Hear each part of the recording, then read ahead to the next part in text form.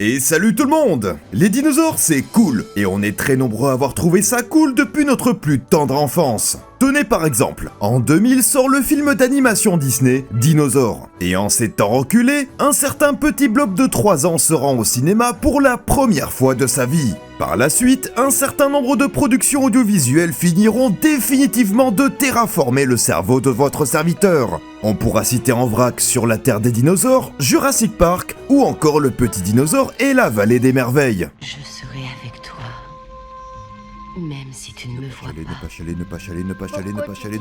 Bref, malheureusement, tous les films de dinosaures sont loin d'être incroyables. Dernièrement, le cinéma hollywoodien nous a pondu une certaine quantité de colosses aux étrons, dont le film d'aujourd'hui en fait bel et bien partie. Alors préparez-vous à visionner un des pires films de dinosaures ayant jamais existé, j'ai nommé 65 La Terre d'avant. Mais avant tout, n'hésitez pas à bombarder le bouton s'abonner façon extinction de masse si vous souhaitez bien sûr soutenir la chaîne.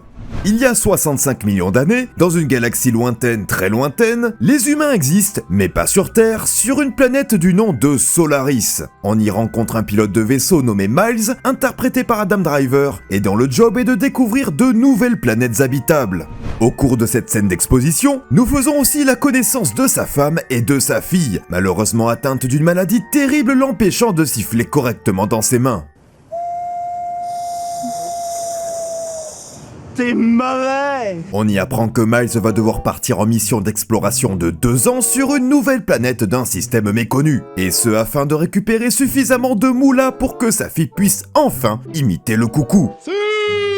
Ni une ni deux, Miles prend son vaisseau, embarque avec lui une douzaine de personnes cryogénisées et part pioncer jusqu'à H-2 minutes avant l'arrivée. Ce qui s'avère être une très mauvaise idée car l'embarcation rencontre un champ d'astéroïdes imprévu jusqu'alors. Ça fait et tout ce beau monde s'écrase lamentablement sur la planète Terre. Un lendemain de soirée plus tard, Miles se rend compte que tout le monde est mort, à l'exception d'une irréductible gauloise dont les parents sont décédés dans le crash. RIP. Adam Driver marche d'un pas hésitant, rencontre une empreinte de théropode qui lui fait très peur, et générique.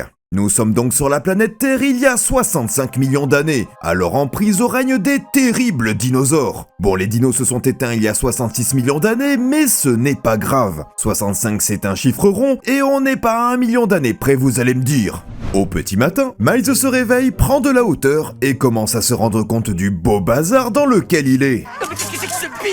Il laisse la petite survivante au vaisseau, part en reconnaissance et tombe sur une griffe de raptor. Étant donné qu'une main humaine fait environ 20 cm, la griffe semble appartenir à un raptor géant comme Dakota Raptor, ayant vécu il y a environ 70 millions d'années sur le continent nord-américain. La localisation de l'histoire se confirme quelques secondes plus tard avec ce squelette de Tyrannosaurus Rex, lui aussi nord-américain et ayant régné de -68 à -66 millions d'années. Miles aperçoit ensuite le prédateur de loin et se fait surprendre par un screamer mal fait.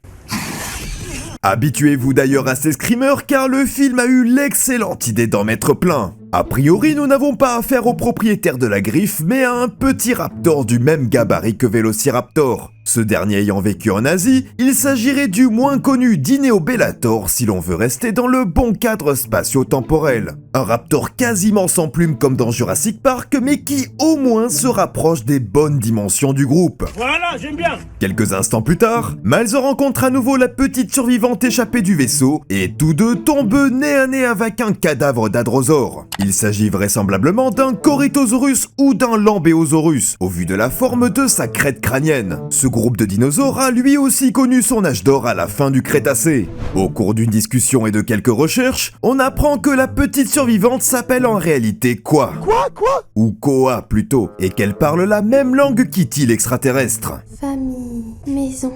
Téléphone maison. Une Koa bien curieuse qui essaye d'en apprendre un peu plus sur la famille du héros. Ouais, j'ai un vaisseau. Il est un peu comme l'un de ceux que tu pilotes. Puissance maximale. Sur le camp, je vous chlasse. Je suis chaud bouillant. Ça veut dire quand je vais vous en attraper un, quand il y en a, il va me dire, il va me prendre. Très bien, on y va. L'objectif de nos deux protagonistes est désormais de rejoindre une navette de sauvetage, leur permettant d'être récupérés par les secours, et ce, avant qu'un mystérieux objet céleste s'abatte sur Terre. Au passage, nos héros se font survoler par des ptérosaures dont la forme de la crête fait penser à celle des Geosternbergia, des ptérodactyles nord-américains ayant eux aussi vécu à la fin du Crétacé. Et à ce moment-là, au cours du visionnage du film, j'avais pas mal d'espoir. Pour l'instant, les bestioles ont réellement existé, et qui plus est, aux bons endroits et dans la bonne période. Arrêtez tout! Arrêtez de vous amuser! Ah, bah voilà qui est mieux! Un dinosaure semblant provenir d'un croisement entre un bébé tyrannosaure et un ornithorynque. Sauvé in extremis par Koa et Miles, le petit monstre se fait instantanément bully par des raptors graciles d'apparence, faisant penser à du Bambiraptor. Quelques phrases de dialogue inintéressantes plus tard... Ah, c'est une fleur. Une fleur. Nos héros continuent leur progression. Afin de repérer la navette de secours, Miles grimpe sur un arbre, puis tombe de l'arbre, se démonte l'épaule, et nos protagonistes se font attaquer par... Waouh, qu'est-ce que c'est que ce truc là? Et c'est exactement ici que le film part en vrille, à ce moment précis. Ce que nous avons en face de nous est un animal ressemblant vaguement à un crocodile, mais avec une allure plus que chaloupée. Dans les fossiles, un groupe d'animaux se rapproche vaguement de ces créatures, les pseudo-suchiens primitifs, des cousins éteints des crocodiles dont certains étaient totalement terrestres, à l'image du célèbre Postosuchus. Dans ce groupe, Hesperosuchus ressemble pas mal à ce que l'on a en face de nous. Petit problème, ces animaux ont vécu durant le Trias, il y a plus de 200 millions d'années, soit plus de 135 millions d'années avant les événements du film. À partir de là, le film se transforme en une espèce de Turok du pauvre, dans lequel des monstres échappés d'une cinématique PlayStation 3 essaient de boulotter nos héros. Pendant que Miles fait boum boum, Koa s'enfuit et se rend sur une plage à ptérosaures. Le bec courbé et la petite crête de ces derniers indiquent qu'il s'agit de Zungaripterus, un ptérodactyle chinois du début du Crétacé. Petite erreur cependant, les yeux sont placés à la place des narines et le Zungaripterus n'avait pas de dents sur le devant du bec, lui permettant vraisemblablement de rechercher sa nourriture entre les rochers. Des créatures d'apparence inoffensive donc, mais malheureusement pour Koa, les dégueulassosaures sont de retour pour lui jouer de mauvais tours.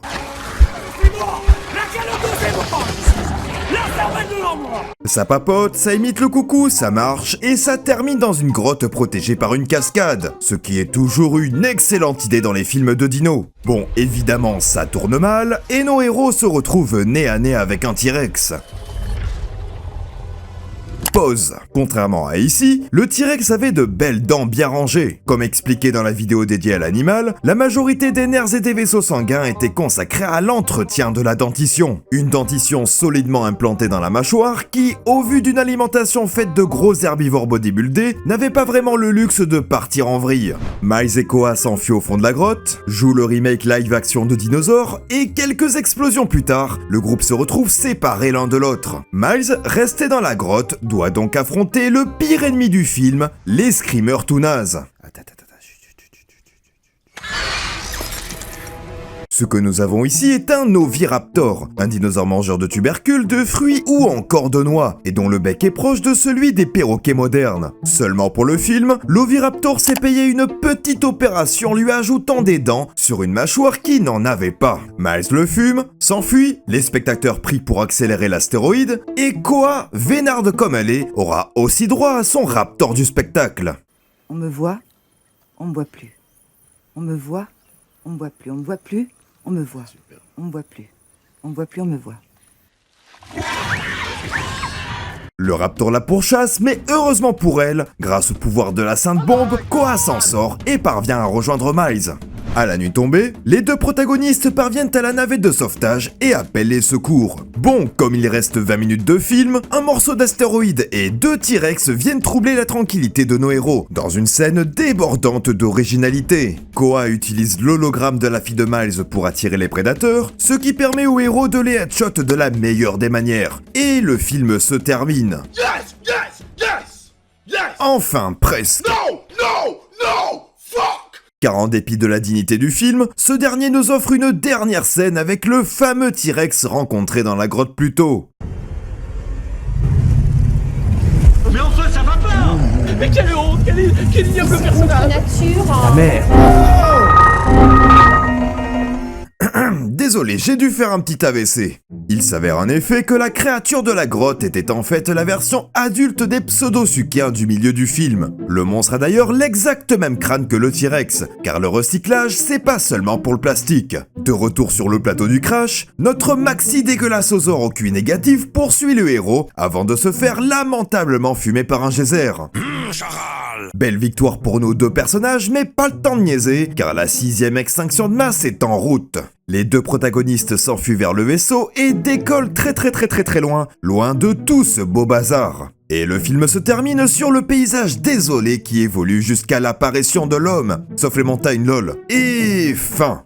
Vous savez, c'est pas important si un film de dinosaures déforme la réalité. Prenons Jurassic Park. Les raptors sont trop grands, l'ADN ne se conserve pas dans l'ambre, ou encore l'acuité visuelle du T-Rex n'était pas uniquement basée sur le mouvement. Menteur, pharisien. Mais on s'en fiche carrément, car Jurassic Park c'est énorme, et que ces petites erreurs n'entament ni la cohérence générale du film, ni le respect qu'il porte envers les dinosaures. En revanche, quand un film balance absolument n'importe quoi et qu'il prend les dinos pour de vulgaires monstres que l'on peut façonner à notre guise, ça pose problème. Là où Jurassic Park met en lumière ses animaux, des films comme 65 La Terre d'avant ou encore The Meg les prend pour des bêtes de foire et ça saoule un peu. Niveau métrage en tant que tel, les critiques partent d'elles-mêmes. Le film se paye le luxe d'être ennuyeux à mourir en ne faisant qu'1h30 et ça c'est beau. Après, tout n'est pas à jeter. Les acteurs jouent bien et l'histoire du père qui retrouve en Koa certains traits de sa fille décédée durant son voyage est plutôt touchante. Le problème c'est que les dialogues sont vides et la scène d'exposition trop courte. Du coup pas vraiment le temps de s'attacher aux personnages. Au final, durant la majeure partie du film, on se contente de regarder deux pélos courir dans la forêt et se battre contre des créatures franchement moyennement modélisées pour 2023. Sans exagérer, même des mecs en slip dans leur chambre sur Blender arrivent à faire des rendus moins cheap que ça. Ce qui est d'autant plus dommage car le scénario de base est super intéressant et aurait vraiment pu donner un film de dino à ambiance. Et en parlant d'ambiance, est-ce que je vous ai déjà parlé de ces fichus screamers ? Ça surprend, ça énerve, ça irrite, en bref, ça fait plein de choses, mais ça ne fait pas peur. Pour résumer, 65 est un film de dino débordant de bonnes idées, mais oscillant habilement entre le nanar drôle malgré lui et le navet franchement pénible à regarder. Merci à tous d'avoir suivi la vidéo, et j'espère que cette première expérience paléo-cinématographique vous aura plu. Pour la prochaine, on va certainement quitter les dinos pour aller dans les océans. Alors n'hésitez pas à mettre en commentaire quelle créature marine vous voudriez que j'aborde. En attendant, portez-vous bien et à très bientôt!